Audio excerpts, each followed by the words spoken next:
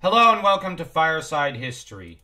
Today we're continuing to discuss the war between Mursili II and the forces of Arzawa and Ahiyawa, or Mycenae.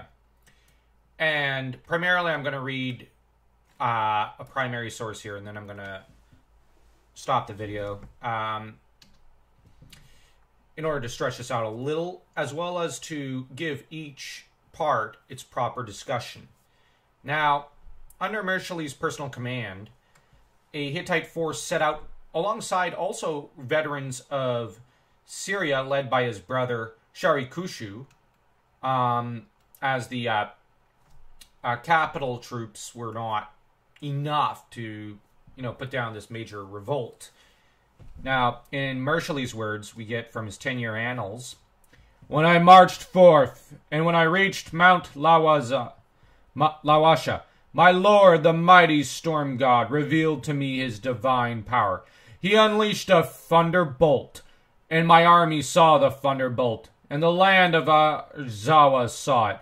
The thunderbolt proceeded and struck the land of Arzawa, and struck Apasha, the city of Uhaziti, and brought Uhaziti to his knees, and he fell ill. Since Uhaziti fell ill, he did not therefore come against me in battle. He sent forth his son, Piyama Kurunta, along with infantry and chariotry against me. Piyama Kurunta confronted me in battle at the river Ashtarpa in Walma, and I, my son, did battle with him, and my lady, the sun goddess of Arena, and my lord, the mighty storm god, and Majula, and all the gods supported me.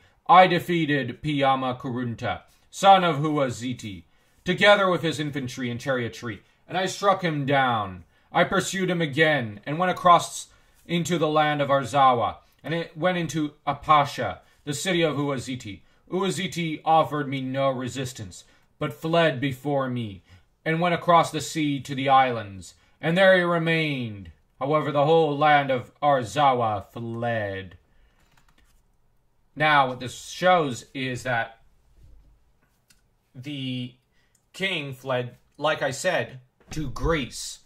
Now, it says, what I would actually pull from this is that when he says islands, this likely means the kingdom of Mycenae, as Crete was primarily its own kingdom under the Minoan dynasties.